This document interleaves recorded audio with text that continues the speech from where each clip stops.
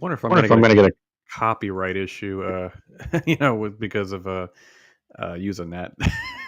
No, we got permission to use that song. I know I'm messing with you. I'm like, is Eric and Chris gonna be on me about that? Welcome everybody, Buckeye therapy session here on Monday. Formerly Floco, now Dr. Thompson, I suppose. And I'm a pretend doctor on YouTube. Here with my good buddy, the Podfather, Eric Boggs. How you doing, Eric? I'm good. I'm good tonight. I got something off my chest earlier, and I'm feeling good. Yeah, I heard about that before we got on here, and man, I'll tell you, I can't wait for the video. Y'all gonna like that one. Hey, I also have some news tonight, Doctor. Yes, go ahead. Thursday night, we're gonna have a guest. Ooh, who's that guest? I can only imagine. He is the mouth of Chicago himself. Nice. Yep. We are going to have John Kennedy on the show Thursday live. And then Sunday night, we're going to have a Buckeye on the show Sunday night. My cousin, Ryan Miller, Nice. is coming back on the show Sunday night. So I cannot. Oh, I can't wait for that. Yeah, so we've got Kennedy Thursday night. We've got Ryan Miller Sunday night. Ryan is coming on to pump up Buckeye Nation the night before the national championship game. He's going to do to everybody what he did to Chris and I before the playoffs started. Nice. I can't wait, guys. Hey, we seeing some people in the chat here. Lacey, Richard, Andre Green. God bless you guys. As more come in as the show goes on, usually it builds up as the show goes on. Appreciate you guys. Eric, man, appreciate you coming on, man. I can't wait to get your thoughts on this topic because I got a lot to get off my chest here. I'll tell you guys, I'm first of all, you got me excited with that news. My train of thought's all gone now. My bad. So instead of doing a live watch, we're just going to do a therapy session during the game. I'm kidding. We're going to do a live watch party next week. Anyway, that being said, I was thinking a lot about. I've been thinking about Ryan Day a lot lately, because of all the roller coaster of emotions we've gone through with him, right? And I want to start this off. We're going to talk about Ryan Day tonight, but we're going to talk about fanhood in general as well. That leads into what the whole roller coaster ride with Ryan Day. Because I actually, Eric, I put something on Facebook, and I put something along the lines of, hey, you know what? I wanted Ryan Day gone. I still am not totally sold on him yet, but I have to give him credit. He's turned it around. The playoff run's been amazing. And I got a lot of people. Now, don't get me wrong. There's a lot of people who were like, yeah, I'm with you, man. It's been a great ride. But there's a lot more than I expected of people. Screw you, hater. You're not a true fan. You're this and that. First of all, you'll never hear me calling somebody not a true fan ever. I think it's stupid. Like you saying the what was the term you didn't like? Rent free. Mm-hmm. I hate you're not a true fan. I hate that. It's like, well, how do you judge somebody's fanhood? But when I made that comment, people were pretty upset with me about it. You know who came to mind first? You and Chris. Because when I was with Scarlet and Gray. And this is my little soapbox. I hope you guys will indulge me a little bit. When I was with Scarlet and Gray, Johnny and I had a great time, and Johnny's my brother, and I love him dearly. It just, our lives kind of went that way, and we couldn't keep recording together. And so Eric and Chris offered me a spot on the round table, and they let me scratch an itch. I love talking Buckeye football. And I love talking Buckeye football with knowledgeable people. Eric, Chris, JR, everybody in the chat. Very knowledgeable Buckeye fans. Very fun. You guys, and by the way, I've never used to like doing live stuff. I got to say, Eric, your fan base here, your friends have made it fun. I love doing live stuff now. They've completely changed my mind. So I appreciate you guys welcoming with open arms. It's been a fun ride. And I love being able to talk football with you guys. But it made me think of you guys. I'm getting defensive of you guys now. Because I'm like, how much I've got a taste of it with Scarlet and Gray. How much freaking work you guys put into this. I have an understanding of it, how much work goes into this. So we've been down on Ryan Day. And I got to say, when somebody wants to insinuate that because of that, you're not true fans. Eric and Chris are not true fans. When your family, Eric, literally is, Buckeye Brotherhood with Ryan and everything. So I thought to myself, how ridiculous to say that to somebody for being upset at Ryan Day for losing to that team up north. How are you not a true? Are you not a true fan because you're okay with it? You know what I'm saying? Urban Meyer gave a whole spiel defending the fan base. A 3-minute video, if you guys haven't seen it yet, defending why we are a rabid fan base, why we're passionate, why we demand excellence. Because I'm not suggesting we're perfect and we're flawless, but at the same time, there's certain demands you have to meet as the head coach of Ohio State. Urban Meyer understood this. Jim Tressel understood this. I believe Ryan Day understands this. He just hasn't quite accomplished it yet. He can turn that around next Monday.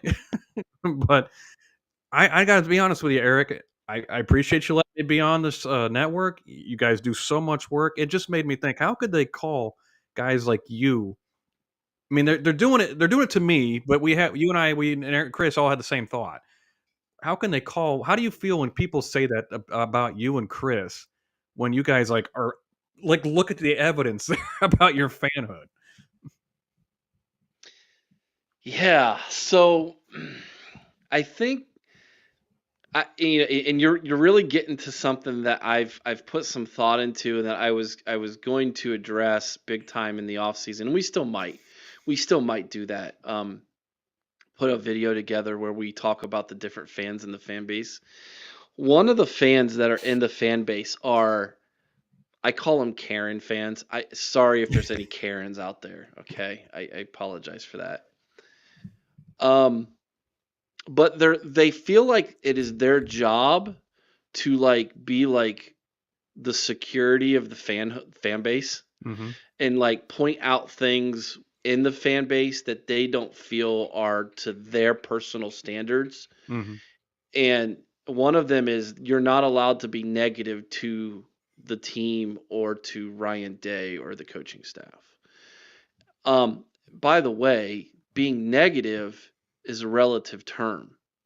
Yeah. I don't call it being negative. I just call it holding the team to the standard that they themselves verbally say is the standard, right? As soon as Mm-hmm. you let that standard start to slip, then you are in danger of allowing yourself to accept mediocrity. Okay? And that's just unacceptable to me as a fan of this team. Mm-hmm. No team in college football has been as consistently good as long as Ohio State has been. That's true. That's a factual truth.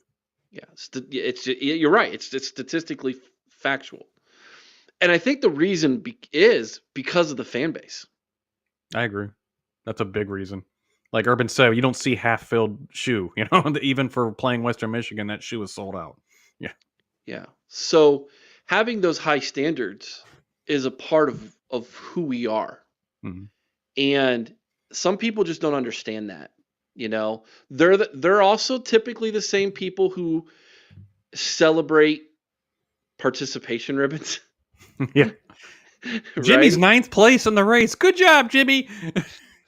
Which, by the way, the first time I ever ran, and I haven't ran one in a long time, as you can see, but first time I ever ran a 5K, I got second place out of 2 people in my division.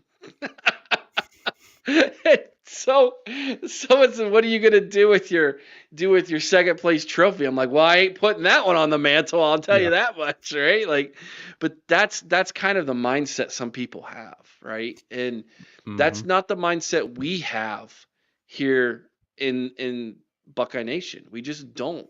I was on a Georgia podcast earlier today, and he I asked me. remember you telling me that. He asked me point blank, Cory, are you going to forgive Ryan Day if he wins the national championship? He said, have you forgiven him? Mm-hmm. And if you haven't, will you? I said, That's it's not about question. It's not about forgiving.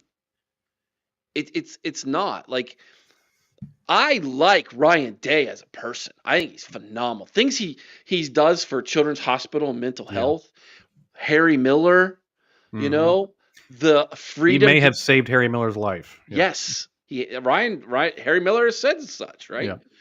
Yeah. The freedom he gives his players to express themselves spiritually, politically, back when Black Lives Matter was a big thing. He went to Ohio Congress and fought for players to get paid, by the way. Nobody remembers that, but he did. Yeah. So he does a lot of really good things on both sides of the aisle, if you will, for player advocacy, right? He has an open door policy as a coach. You're always welcome to go and talk to him. Mm-hmm. He does a lot of great things. There's just one thing he's not been great at, Corey. And it And happens to be a pretty important thing. it happens to be one of, if not the most important thing, when it comes to being the head coach at Ohio State. Okay. Mm-hmm. And far be it me, right, who happens to allow my fandom to spill over publicly into this forum known as YouTube, all right, and social media, to allow sometimes my frustration with that expectation not being met to rub people the wrong way. You know, I completely agree with everything you just said. And that's why we were kind of gentle about, I think it might be time to move on after that Michigan loss, because we didn't, it's not what we want, but you just have to get the results. And we did all say, hey, maybe Ryan Day can turn this around by winning the Natty. Can't win just Tennessee. Can't just, can't go beat Tennessee and go to Oregon and lose. You can't do that. You have to go on a run here. And he's gone on a run. And I will give him his flowers for the fact that the players obviously love that guy. I don't think that can be disputed at this point. I'm not saying every single, like the Bonsu family doesn't like him. I get it. I don't care. There's always going to be somebody who's upset about something. In fact, I remember meeting Eric Wilbur, the punter, at a party one time, and he hated Urban Meyer. Just hated him. And I'm like, well, I know a lot of players who freaking love Urban Meyer. So It is what it is. But the players are going to war for Ryan Day. They're battling. They're winning big, and they're also winning, grinding games out, and they have a chance to hoist a trophy. They have a chance to put the Rose Bowl, the Cotton Bowl, and the Natty Trophy in the freaking Woody. They have a chance to do all that.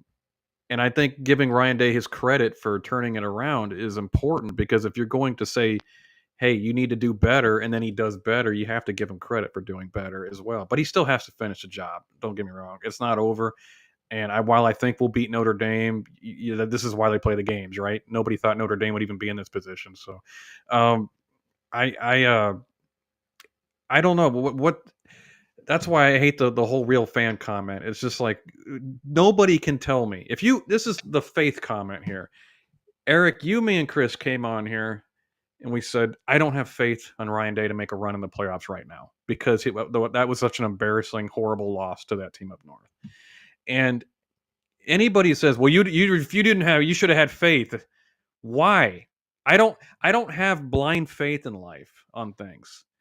It took me a long time, Eric, and this is personal. It took me a long time to grow my faith in Jesus Christ. It took a long time.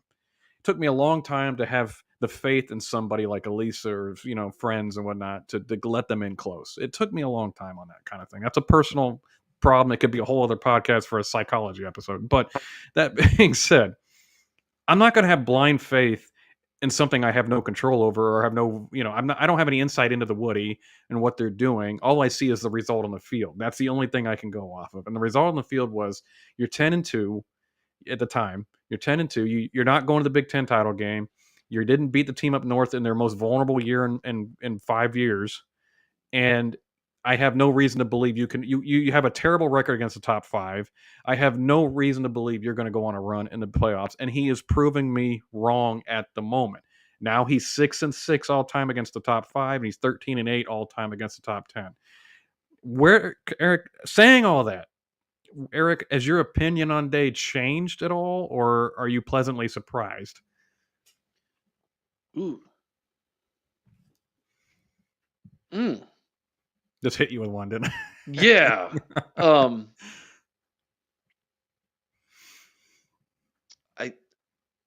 I don't know that my opinion of him has changed. Okay. So I'm going to say leaning more towards pleasantly surprised. Here's the thing. Oh, Jonathan Wells is in the chat, by the way. He's telling us to move on. I get it. I said the following thing to the Georgia podcast, and someone in here mentioned Kirby Smart as a way to compare him. And I think that's a good comparison. I think that's a fair comparison. Kirby Smart is 1-5 against 6. Bama. 1-6 against Bama. 1-5 against. He's 1-6 against Saban. Bama. 1-5 against Saban. Right. Yep. But he has 2 national championships. Right. That's why he's able to have that record. Ryan Day is 1 game away from looking very similar in that aspect, right? And which is great. Like, hey, listen, you can't go back and change any of those games against Michigan now, but you can go win the Natty. And and the thing that is, I think the thing that is changing with me is understanding that college football is changing. I was gonna get to that actually. Yeah. Yeah, and so yeah, I think it does change my not necessarily my opinion of Ryan Day, because I like Ryan Day. Well, I let's always separate have. the personal versus the coach. I mean, we all like Ryan Day as a Yeah. person, right? He's a likable guy. He really is. Despite what Notre Dame and Michigan fan bases say, he's a real likable guy. And I Yeah. think if any of those fan bases got to sit down and have a beer with Ryan Day, they actually come away going, "I really like that guy." So Yeah. it's not him as a person. We all love him. As I a coach, think I think my perspective of Ryan Day as a coach is changing, and I think it's because Ryan Day's approach to this college football playoff has been very enlightening to me. And Jonathan Wells, we should have him on the show to talk about this, because John, we'd love to have you on the show. He's the perfect guy to ask this question to, because the transformation of Ohio State when he was there. Well, college is more like the NFL now. It is. Yeah. And I seriously believe, and I can't believe no one's asked him this question yet in the media, but I think him and Chip Kelly's approach to the season and going to the playoff has been an NFL type of approach. Yes. That it was all a build up to the playoffs, and now that they're here, they kept everybody healthy. They kind of were they were putting things in place offensively, defensively, to get to the place to where when they got to the playoffs, they could have everything ready to go on the run that they're going on, right? And I would love to know their insights to that. Like, was there conversations taking place behind the scenes with the coaching staff that's like, okay, we're building everything up to get to that point. And when we get there, here's what we're gonna do, right? We're gonna have these plans in place for the playoff. Where I think a lot of other college coaches weren't thinking that way. They were thinking old college mindset, bowl game, So there's that aspect to it that I would love to know the insights with that. Beyond that, go ahead. I'm sorry. Yeah, beyond that, I think that the NFL approach with this team, if you will, is the winning formula here. It's paying off dividends. Yeah. And so it might sacrifice the team up north game every now and again, because you have to play the long game now. You're talking 16 games, man. It just the thing that it's hard for me to come to grips with. It's hard for us all to adjust. See, this is why I'm also giving, myself including, a little bit of leniency on the Ryan Day stuff, and I'll tell you why. Chris Carter, whom I wish was more involved in like Fox Sports or ESPN or something. Gosh, he was so good. Yeah, he's always got great opinions, and he's really smart. I tell you, man, he said something about Ryan Day, even though he wanted Ryan Day gone after the Michigan game, but he said something very profound. And I swear, Eric, I did a whole, abrupt, holy crap, I need to rethink some things because of what he said. You just mentioned it. We've been in that old college mindset, and sometimes it takes you a little while to get into the actual what we're in now to realize, oh crap, this is different. And he said, look, college football is as a game, as a institution, has changed every other year. Ryan Day has been in head coach of Ohio State, and he's had to kind of manage the ship along all these changes that are unprecedented. Urban didn't deal with them. Tressel didn't deal with them. On top of the fact Michigan got better out of nowhere. We have a feeling why, but they got better out of nowhere. Anyway, So I look at Ryan Day and I say, you know what? Winning 11 games every year, even though we've had some disappointing ends to the seasons, is still. I still give him his flower. I'm not saying I'm excusing the Michigan losses, but I'm still giving him some flowers for the fact he's had to manage a ship in rough seas of the NIL transfer portal era of college football that's completely adjusted every year since he's been in college. Remember when he first came in 2019 as a head coach? He was named the head coach. College football forever was changed because what happens is Justin Fields transfers to Ohio State and does not have to wait a year. He gets to play right away. He wasn't the first, but it was one of the biggest names at the time for that to happen. And they made it. They made a scandal about what happened at Georgia. I'm not going to get into it, but who knows how true it is. But that being said, he was able to play right away, and that was unheard of back then. And even as recent as 2019, I was like, wow, that's unheard of. Now the transfer portal has 2,000 kids in it every off season. It's ridiculous. You can't even keep. I've refused to even keep up with it. I'm like, I don't know. If Ohio State gets somebody, I'll look into it. But I'm not looking into whoever it gets everybody. I don't care too much. It's Uh, it's even crazier than like the NFL's Free agency, yeah, free agency. it's way crazier because contract. I mean, I'm sorry, but coaches are right. There has to be some kind of contract restrictions in place for these kids. It can't just be willy nilly. You get to come and go as you please, like a turnstile. Um, he gets it passed on. And that's the thing is, I'm going to move into that topic as well, Chris. I agree with you. I'm going to move into that, Pat. I'm going to go with this and say I actually think if he wins the title, some of the pressure he's been feeling as a Ohio State coach is going to be released to the point where I Yes. think he actually wins next year in Ann Arbor. Yeah. We got a long way to wait for that, but still, I wonder what that'll do for him in terms of the Michigan game because he has been coaching under so much pressure for the last 4 years because Yeah. he hasn't achieved any of those goals of the Michigan, the Big Ten, or the Natty, and Look now at he's about to take one of those off his back. yeah, Maybe. look at the comment he made going into this year's Michigan game Mm-hmm. about comparing that loss to Michigan being the most traumatic thing in his life for he and his family outside of losing his father.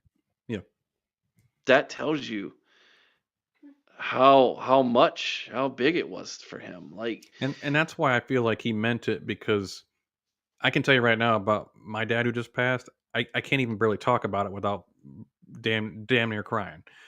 So for Ryan Day to put it in that context, something that hurt him so badly, he wouldn't flippantly say that.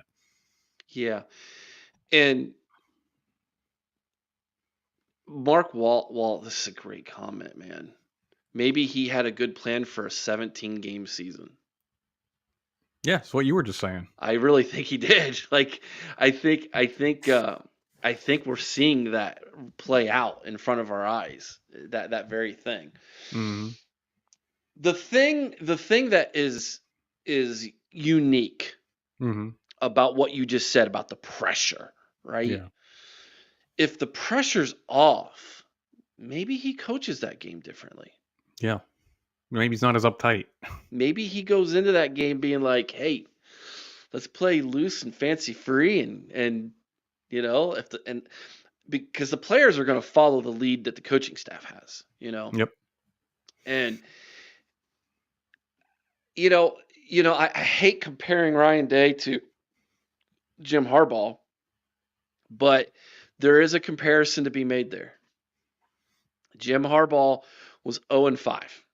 Yeah. On the verge of being fired by Michigan. Got his salary cut in half. Yep. Right? Fans have revisionist history on that. Yep. Yeah. Has the audacity to go into Big Ten media days, asked about the game, and says, we're going to beat Ohio State or die trying. Mm-hmm. And everything gets flipped on its head. And he goes on the winning streak of 3 years, wins the national championship. Connor Stallions aside from that, okay? Yeah. I'm just making a comparison here. Ryan Day kind of is in that same trajectory here now. Yep. If he can win the national championship, pressure's off. Maybe he goes on a winning streak against them. Okay. And I understand that. I understand that we are going to lose a lot of really good players off this team, but Yeah. the cupboard's not going to be bare next year, guys. Actually, I think they're doing a good job managing it right now. The tackles are so key. Getting Daniels and Onyenwa, or whatever his name is, from Rice. Um, that was the biggest concern to me, the offensive line next Yeah. year, and they seem to sure that up. So Yeah. that's another thing. Ryan Day is doing a good job of not only managing the team in the playoffs, but managing the offseason by filling holes that we've needed to fill. Yeah. So it looks like Jonathan Wells will call in if you want to take his phone call. Call in, buddy. All right, let me prep it. Let me go. I got to do some work behind the scenes, Yeah, and go ahead. then I'll put the phone number in Jonathan Wells and so that you can see the phone number, and I'll let you call in. But Corey, I'll turn it back over to you while Yeah. I prep for What I love about this is, first of all, I grew up big Jonathan Wells fan. Late '90s, early 2000s, that first Tressel team where John went off and had a great year, and then went off against a team up north. My dad is a huge fan of John Wells, so this means this is a lot. This is cool. This means a lot, and I hope he comes on here, tells me what an idiot I am. That'll just make my night. So, Yeah, give me a minute to get it all set up here, and then I'll put the number in, and we can do that. But it just yeah. takes me a second. You're good. You're good, Eric. I got you. And yeah, Lacey, absolutely. John Wells is awesome.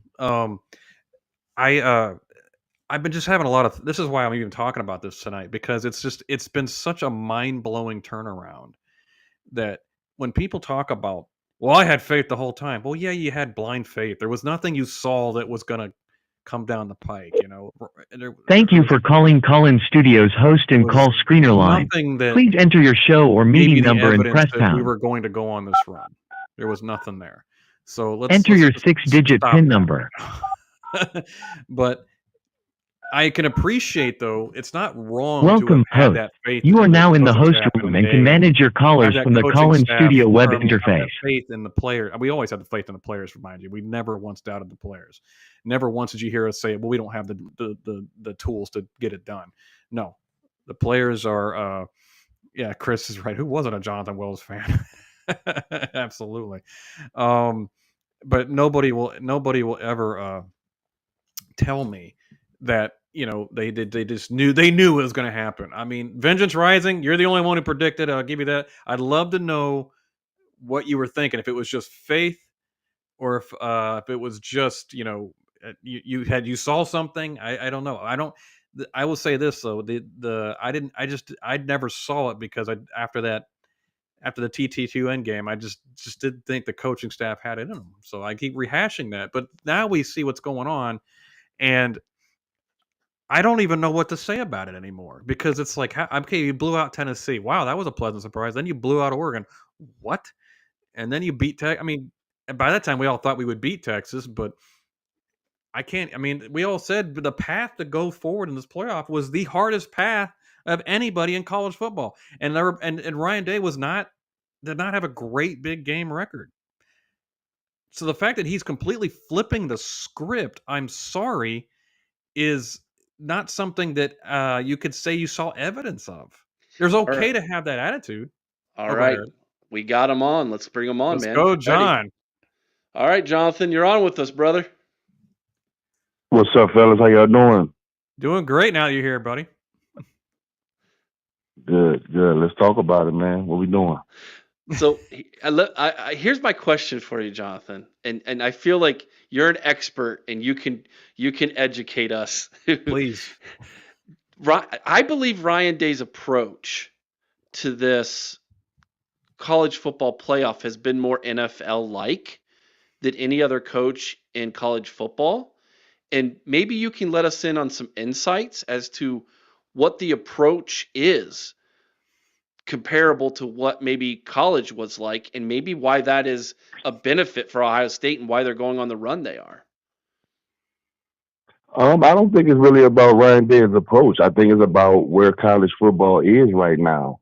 obviously in previous years, if we would have lost that Michigan game like we have, that was it. You know what I'm saying? We had one bowl game, no opportunity to win a national championship. This year is the first year that is totally different. So I think what you saw, man, was a team that felt disrespected. You saw a team that was talked about like the scum of the earth for 2 weeks in a row. And sometimes that's all you need as a football team, especially when you have the type of talent that Ohio State has.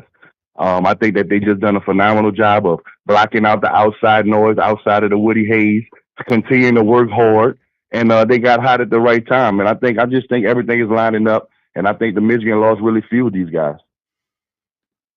Yeah, that makes a lot of sense. I think that's what they've been saying all along, isn't it? That like they've been saying like, look, we've been hearing how terrible we are for 3 weeks. We wanted to show the world, got that chip on your shoulder. What's it like, John, when you get into a game like that and everybody's doubting you? I'm sure people were doubting you in that first Michigan game where you went off. It's like that you couldn't beat them, and yeah, you guys went in there and did it. Oh man, it's a miserable place to be. You know what I'm saying? I was literally just tired of hearing about Michigan at that point my senior year. Now, mind you, we had beat them. We roughed them up my freshman year. We punished them at home, but we had won up there since 1987. So it had been like 14 years since we got a victory up there. So I was literally tired of hearing about it, man. And you know, like I said, and all the pressure just so happened to be on me that day because you know, our quarterback got suspended the week before. We really didn't have a deep passing game at all. So I knew it was going to be all on me, man. And luckily, the offensive line was amazing. Craig Krenzel didn't turn the ball over, and the defense was lights out, and we was able to change the rivalry. Absolutely. That was one of my favorite games ever as a Buckeye fan, watching you guys, because I had no expectations. I was like, look, just be competitive. And you guys went in there and got it done. And it just starts off the Tressel era. And I was actually sad that was your senior year. I wanted to see a couple more years of you with Tressel. Oh man, you and me both. I would have loved to play for Tress for 4 years, to be quite honest with you. But it worked out how it worked out, and everything worked out, man. So Tress went 9-1, and that's all that matters. Yeah, absolutely. Let me ask you something. How did Tressel like prepare for that game specifically? Because it was his first year, obviously, and he promised it 180 days prior that you're gonna be proud of our boys up in Ann Arbor. How did he prepare for that game? It really wasn't even about that game. Well, I mean, there was a lot of special things that were put in place for that game. Let me say that. But he just prepared us like mentally as far as understanding the whole tradition of Ohio State. I mean, we had to go back and write letters to our parents. We had to go back and write our goals down. We had to learn about the history of the school. I mean, he made us do things, you know, that was like unprecedented. You know, that was totally opposite from what we were used to. So when the Michigan game came, I mean, he put a clock in the weight room the whole year. I mean, everywhere you went, we had a Michigan practice during spring. Like we started preparing for Michigan in the spring ahead of the game. That was new. So Tress changed everything about the seriousness of that game and the way he prepared for it. And that's why he was successful. And that's probably because he was from Ohio and he really understood what it was about. And you're obviously a Day fan from the comments, and I appreciate that. I mean, do you think there's anything different Day is doing, or is it just the same kind of routine? It's just a cyclical thing, and sometimes it just happens. You know, honestly, man, I really believe that him having Maurice Clarett around him is helping him out. I think it's helping his personal confidence. I think it's helping him to be more calm on game day. You know, there was a time when Ryan Day was cussing everybody out, and I'm like, man, you look like Urban Meyer, bro. That's not your style. Like, just chill. You know what I mean? So I watched him. I literally watched him and Clarett on the field before the game. He was calm. He was chilling. He was laughing. I just think that pressure's off him. He still has a chance to win a championship. And like I say, man, if this man wins a championship, I don't want to hear nothing about Ryan Day for 5 years. I want all Buckeye Nation to hush it up. We got a 5-year period. This man winning the championship right now. That's all I'm saying. Yeah, I see what you're saying. Yeah, I agree. If he wins, he's not going anywhere for quite a while, and it's quite frankly, there should be no questioning if he's the coach or not. I agree. Yeah. So what about the Maurice Clarett relationship do you think sparked that calmness in Ryan Day? I mean, Clarett is a national champion. I mean, he was a major part of us winning the championship, so he has national championship DNA. And that's what I don't understand about a lot of these programs. They like to keep outsiders around the players, but when it comes to the former players, it's like they don't want the former players around the current team. And that makes zero sense to me. And it's a Agreed. lot of organizations that move like that. You know what I mean? So I think that having him around and understanding what it takes to actually win a championship, that's resonating with the football team. And I really think that him having Claret around him, man, has helped him a lot. And Claret obviously has rebounded in his life, and we're all happy to see it. And frankly, growing up, like I said, around that era we talked about with you and Tressel, Claret was the next year. I'm obviously a huge Claret fan. Eric's a Claret fan. I'm happy to see him around the program again. I'm happy to see he turned his life around, and we're all extremely happy for him. Do you think that his story is resonating with Ryan Day a little bit about the pressure he may have felt as a head coach, and maybe he felt like he wasn't delivering on some things, and maybe now he feels like, okay, everybody deserves that second chance. You're still breathing. You can still get up and get it done, that type of thing. Yeah, of course. Man, all of that plays a part. Man, listen, this is a hard sport. And I heard you guys talking about it earlier. Man, there's never been a harder time to be a college football coach and right now. Ryan Day is learning on the fly as we go. I mean, rules are changing every single day. It's the wild, wild west out here. The transport portal is crazy. Like, this man is literally doing all of this while maintaining and still leading this team to a national championship. I have to take my hat off to Ryan Day as a leader, because you have to be a great leader to get these kids to buy in after a loss like they lost to Michigan. You have to be a great leader. If you're not a great leader, these kids would have checked out. That's what I'm trying to tell y'all. And once again, I don't blame coaches for losses. We got to make plays on the field. The Michigan game was terrible. Yes, the game plan was terrible. But guess what? If we don't turn the ball over twice, then we still win that football game. That's all I'm saying. So Ryan Day is doing a phenomenal job. I've been stamped. I never got off the Ryan Day bandwagon since he's been here. I love him. He's only 45 years old. This man got 10, 15 years of this left to hit him. Leave him alone.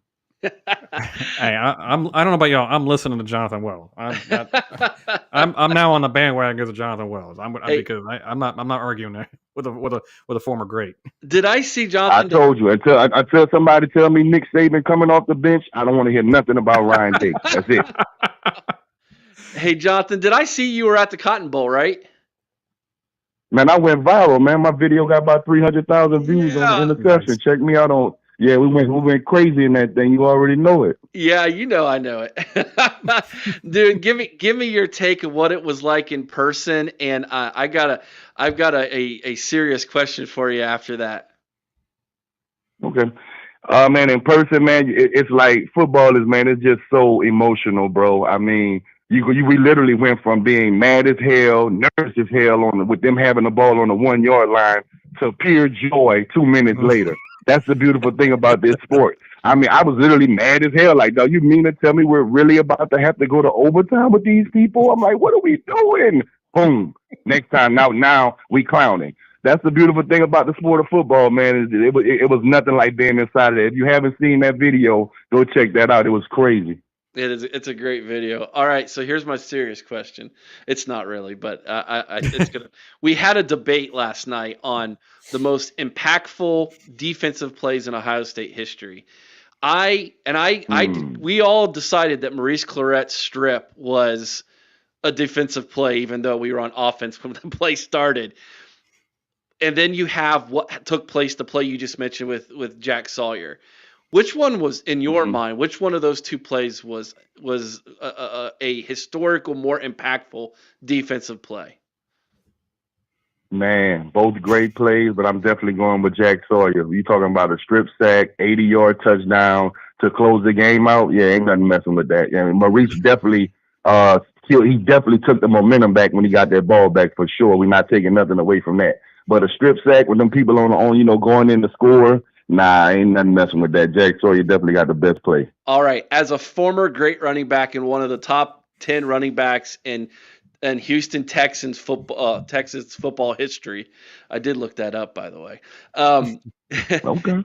All right. Here's the deal. I want you to, on a scale of 1 to 10, tell me how good Jack Sawyer is at running the football. On a scale of 1 to 10? Yeah. You know what? I'm gonna give him a nice 8, man. He looked smooth. I mean, he was relaxed. He wasn't looking behind him too much. I mean, I thought he maintained. I thought he looked real good to be a big boy. I'm gonna give him an 8. I love how after the game when he's being interviewed, he said And he's got Will Howard sitting right next to him. And he goes, "At least I didn't fall down like Will Howard did." Right. Yeah. My guy, Will. My goodness. Yeah. We need one more, Will, baby. One more. You're going to be etched in stone. Just one more. That's right. Hey, Jonathan, did the turf monster ever get you?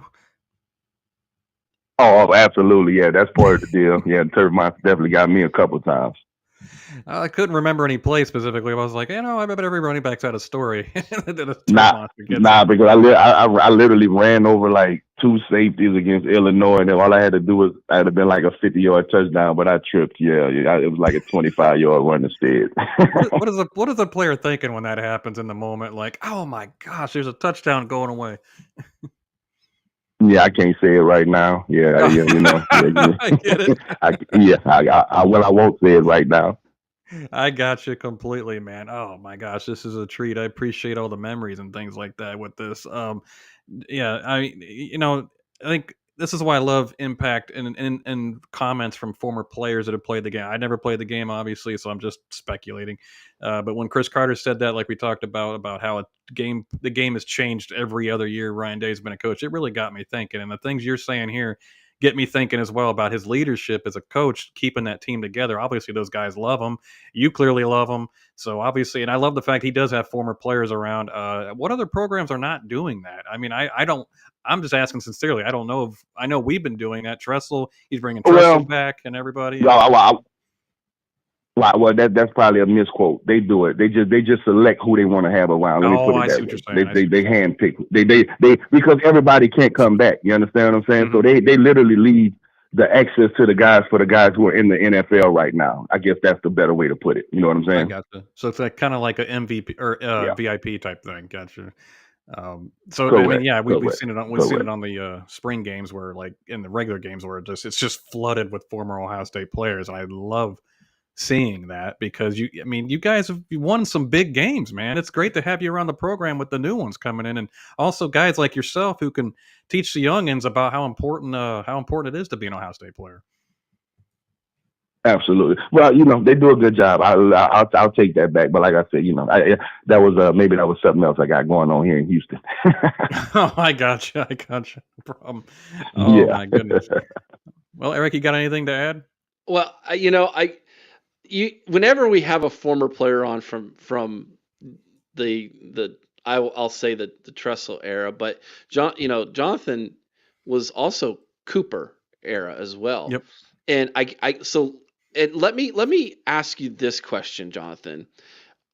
Coach Cooper has said multiple times that he believes if he would have been able to coach in this era where there was now a 12-team playoff, that he would have had multiple teams despite having one loss, whether that be to Michigan or a 98 to Michigan State, that would have went on to win national championships.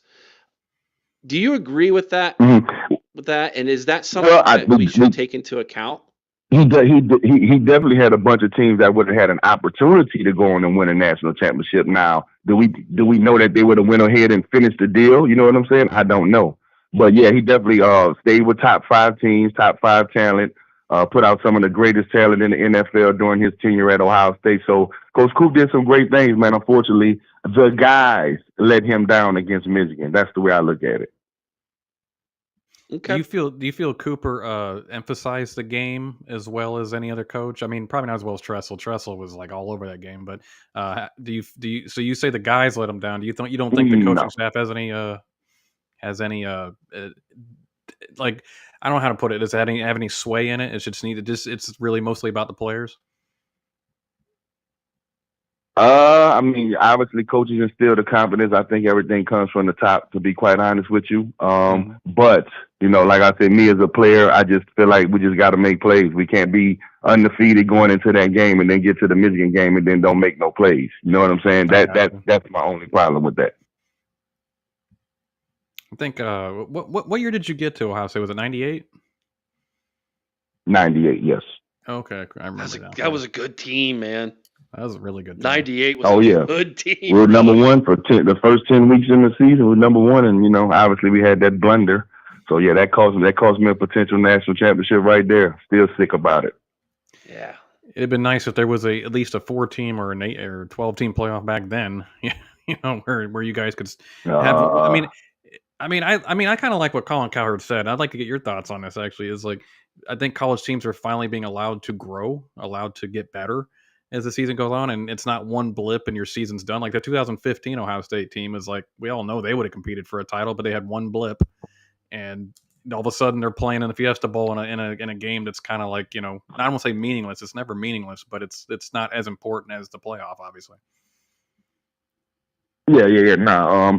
Yep. Well. Now we definitely taking all big bowls, Fiesta Bowls, Sugar Bowls, Rose Bowls. Now all of them are very meaningful. And so Tress, I think we win 6 out. I think Tress won 6 out of 10. I think he was the winningest coach during that 10 year of the BCS.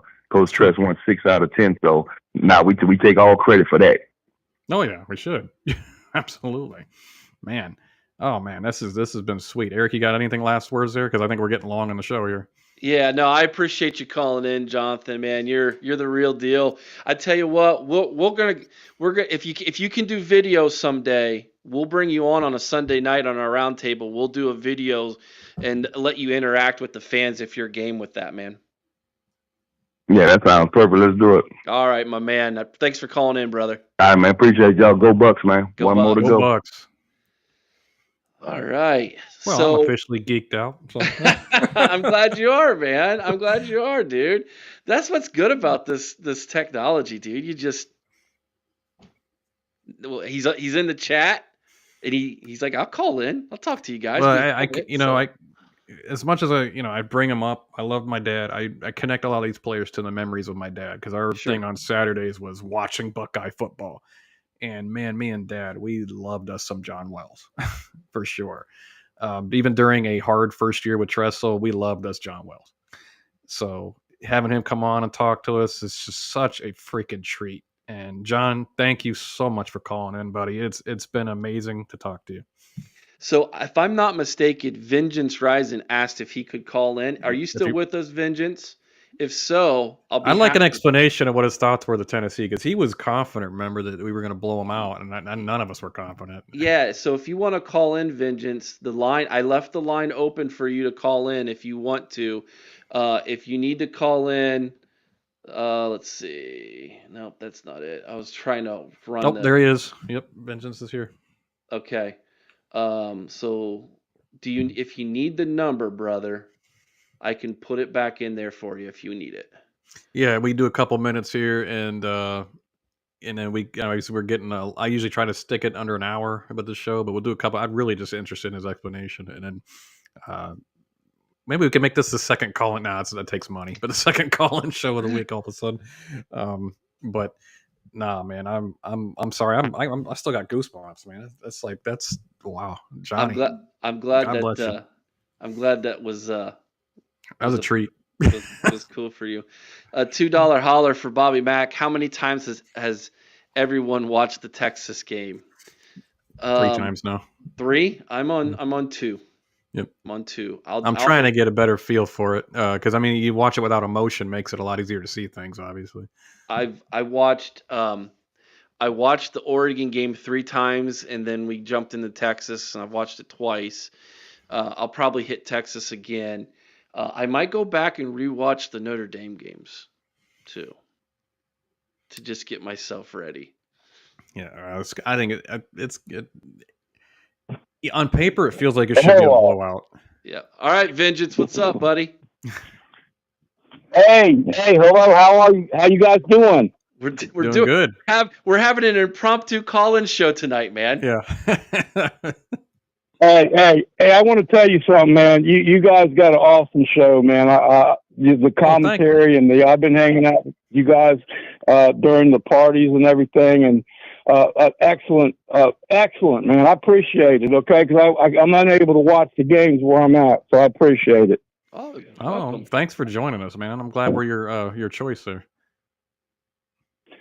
Yeah. Well, I'm gonna try to explain this the best I can. I don't know if it's going to sound a little off the chain, but do you remember? Now, obviously, you guys follow this stuff, up to the T. Remember a few years ago how we got beat by Georgia. You guys remember that, right? Yeah, of course. Yeah. Yeah. That was obviously very sickening. So we all had to deal with that. But I had it, that even though that game was a loss, that should have been a win. And that was other than the fact that our defense was weak, to put up the amount of points that we put up in the way that there was a couple very bad calls in that game that went against us. We really should have won that game. That would have been the national championship. And I had a few friends I keep in contact with. They said, you guys really should have won, and you guys really overachieved. So I was very impressed, actually, by that game. Even though the way that Ryan Day was being so aggressive and the way we played, even though we lost. So I don't know if that makes any sense. Yeah, I felt like we should have won that game. I think just that was Jim Knowles' too aggressive year. He didn't have a great balance between being aggressive and kind of pulling back a little bit. But again, I'm not going to question Knowles. Knowles is a beast. And had a couple of mishaps with Lathan Ransom falling down, things like that. But I'll say this, and I didn't think Noah Ruggles had any shot at making a 50-yarder. I know that makes me a bad fan, whatever. He had never made one, so I was hoping we'd go for it on 4th and 8. But how did that? I do remember that game, but how does that? Did that have anything to do with your Tennessee feelings, or? Well, the reason that I bring that up like that is because I had told some people. I said, look, we're going to come back stronger, and we're going to have the opportunity. I guarantee it. Ryan Day is going to have an opportunity to get this right. We're going to come out smoking mainly because of all the talent that we had. And I have no idea as far as the way we lost to Michigan. I know the play calling was bad and everything, but in my mind, I was like, there's no way with that amount of talent from top to bottom, if it's done right, there's no way that we're going to get beat. I just couldn't see it. I thought we could win. I didn't know what team would show up. I'm talking about Ohio State. It's like, because there's times against Indiana they look pretty solid, and there's times against TTUN they're another team. It didn't make any sense. They have the talent to beat anybody. We all knew that. It's just, could they come out and put it together? And I didn't have faith in the moment in Ryan Day to regroup the team and get them. A lot of people in the media were asking that, like Doug Lesmerises and Bill Landis and others were asking, can he rally the team from this? Mm-hmm. And I don't even know. Ryan Day had his part in it, don't get me wrong, but I'm sure Jack Sawyer. The one thing we didn't take into account, and I think this is what Jonathan Wells is hammering home with us, is it wasn't up to the coaches to rally them. The players rallied themselves. And the thing that we didn't know in that moment, in that time, was that Jack Sawyer was going to go to the Block O in the middle of Ohio Stadium, rip down that flag, and that would become a rallying cry for this team. I give complete credit to Jack Sawyer. And remember what Ryan Day said to Jack's mom on the field after the Cotton Bowl. Your son is a legend. Yeah. He really is. The dude has become a legend. Yeah. And hats off to you, Vengeance, for seeing what we didn't see, man. You were absolutely right. We were right. Well, honestly, guys, there was just no way. I know I jumped in on your podcast right after that, and you guys. It's very understandable how everybody would be so down and upset and everything. That's just the way it is.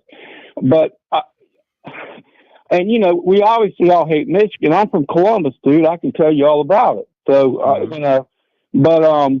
I just couldn't. There's just no way I could see, with all the talent that we have. I just had a feeling in my gut, man, and I'm so happy. I'm really happy. I'm happy for Ryan Day, and I'm really happy for the team. I'm happy for all the fans. this is just such a wonderful thing. It makes you so proud to be an Ohio State Buckeye fan, to see this run and to see the transformation. Isn't it really incredible? It is. It's fun, and I think it's funny. Michigan fans are screaming at us, trying to get involved and trying to. There's that meme going around now where they're screaming at us, say, "Quit having fun."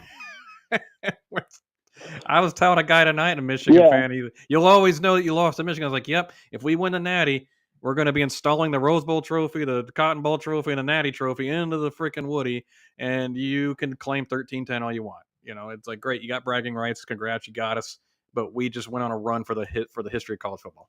They don't hang banners for a 13-10 win again in the rivalry. No, they don't. It's bragging. No. They don't. And the way that we won that game, wasn't that incredible? The way we won that game on that goal line stand, and then that run back of that strip, wasn't that incredible? You can't say this team isn't tough the way they finished that Texas game. Oh yeah. Well, anyway, the best thing I can say, guys, is I just felt it in my gut. I'm not no great prognosticator or any prophet or anything else. I just felt it in my gut, and that's the best. But you know what? How many times do we say our gut reactions or our gut instincts are what we should go with? I mean, we were all in our heads, and you were in your gut, and your gut was right, and our heads were wrong. If that's true, Vengeance, and I have no reason to believe it's not, I have one question for you. What's your gut say about the national championship game? Okay. Truthfully, I'm going to tell it to you like this. I think it's going to be somewhere around, I'm going to say 35-17 Ohio State. All right. So something like that. Vengeance is saying, take the over, people.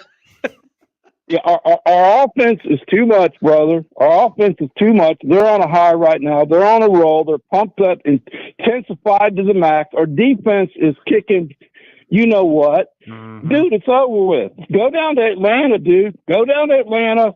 I sent you a link about some barbecue places down there. Go down there. Have a party, have a good time, and just like everybody else, same with you, Cory, and everybody else, man. Just enjoy yourselves. This is it, man. The first long playoff team that's done this, and the way we did it, just enjoy yourselves, man.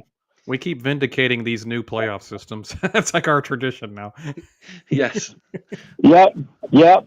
But hey, thanks for the time, you guys. Thanks for calling in, buddy. Appreciate you. OH. All right. That was cool. What a treat tonight. You got Jonathan Wells and Vengeance Rising. What a fun night. And Eric, you asked me like 2 hours before the show, hey, you want me to come on? I'm like, yeah, let's come on, Eric. Let's talk about some stuff. And it turns into a call-in show. Oh, that's why I love these guys, man. I love these guys. And guys, if you weren't at the beginning of the show, let me reiterate, we have some news for you. Thursday night, we have a special guest Thursday night. John Kennedy from the Always Irish Show will be with us. The boxing gloves are coming out. The boxing gloves are coming out. Kennedy and Boggs are going at it with each other. So Thursday night, John Kennedy will be with us. And then live Sunday night, 8 o'clock Eastern. Kennedy Thursday night, 8 o'clock Eastern.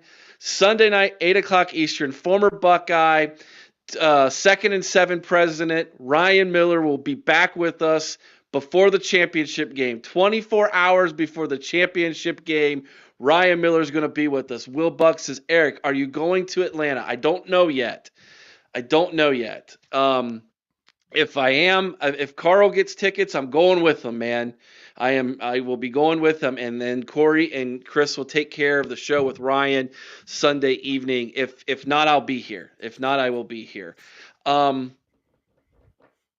I'll tell you, we're gonna do the live watch party on Monday. Obviously, I hope my feed will keep up with Chris's. Jeez. I feel bad for Chris on that when my feed doesn't keep up because you got to kind of hold it in, and I don't want Chris to hold it in. Feel bad for Chris. You feel bad for me. You all are ahead of me. Oh, well, no, I don't feel bad for you at all. No, I'm kidding. But anybody who's ahead of the quote unquote play caller or commentator here, I feel bad for them because they got to they're gonna hold it in, and I'm like, no, you should be jubilant, you should be excited, you should be able to express it, and they almost gotta keep it in for me, and I'm like, I feel bad, I gotta get my feed just gotta get better. Can I read that comment you just had up there from Yeah, Cory? go ahead. Vengeance wasn't the only one saying we were going to win it. Cory, I grew up a Buckeye a lot like you. There wasn't a Saturday that I didn't watch the Buckeyes with my dad. My dad and I were at the shoe for the Indiana game this year. We were in our seats an hour before kickoff. I told my dad the Bucks were going to win the Natty this year. I've felt ever since the Buckeyes revival, there was something special brewing at the Woody. That's a cool comment right there, man. Very cool, Cory. And Andre's saying he's going to take me against Kennedy in a fight. I outweigh Kennedy by probably 200 pounds or more. So I'm taking me in a fight against Kennedy as well, if I could catch him. If it's a boxing match, he's going to be doing the Ali for sure. If it's not a boxing match and it's a spar of words, it will be a lot of fun. He's a lot louder than I am, believe it or not. But I'm a Baptist preacher. I can get pretty loud too. So you gotta pull the preacher out. Listen to God. Well, listen. If all of you need to watch tomorrow's video, I have a video titled "The Worst Notre Dame Fan in the World." I get preachy. I get a little preachy. It is not John Kennedy, by the way. It is not John Kennedy. Cory knows who it is. Yep. There is a Notre Dame fan out there. A lot of you are going to know this guy. I nail him. If you're on X, you know this guy. I nail him to the wall tomorrow. He has no idea this is coming. We're going to make the guy famous. We're making the guy famous tomorrow night. Check out that video. It's going to be infamous. It's pretty good. Well, guys, it's been over an hour, but it was worth it. Absolutely worth it. This show turned into a treat. It's always a treat doing the show with you guys, obviously, as I said up front. But Jonathan Wells impromptu call and Vengeance Rising impromptu call. My belly's full. One more comment from Steely Matt. Up? My stepfather passed away in August, a lifelong OSU fan. I want to win for him. He was a diehard fan like all of us. That's Steely, man. Mm-hmm. Yep. Yeah. I feel it, Steely. I feel it too. Dallas fan in DC. Dallas fan in DC is who I'm talking about. That's his Twitter handle. You'll know him. Well, this is why we're so passionate about Ohio State. Is part of the reason it connects us all as friends, as family, and those who are our loved ones that we watched with that are no longer here. I can tell you right now, the Ohio State game for a while took a bit of a hit for me when Dad died, because in fact, that second game when they played Oregon after he had passed, I went into his room out of habit. Hey, Dad, you see that? Oh man. And it hit me hard. I was like, wow, it's never going to be that again. So when I say this with every ounce of being and every ounce of my heart and soul. Cherish who you're watching the games with. Cherish that. I understand sometimes we're mad they lose. I've been mad at it, obviously. But man, we only get so many of these a year. And it's so special if you're dyed in the wool, just complete heartfelt Buckeye fan, or any fan of any team really, but I'm talking to Buckeye fans right now. Just absolutely appreciate who you get to watch it with, your family, your close friends. It is one of the best things in life, period. And now we get to watch them play for a natty. Yep. So anyway, guys, I think we're going to end the show on that. I think it's a positive note, honestly. The back to school special note there. And Steely, I'm sorry, man. I know it's tough. Trust me, I've been there for so long. That's tough, man. I still have my moments for sure. I think I've been on this show at times fighting it back. I'm sorry, man. I'm really sorry to hear that. That's hurt. That's hit me right in the feels right there.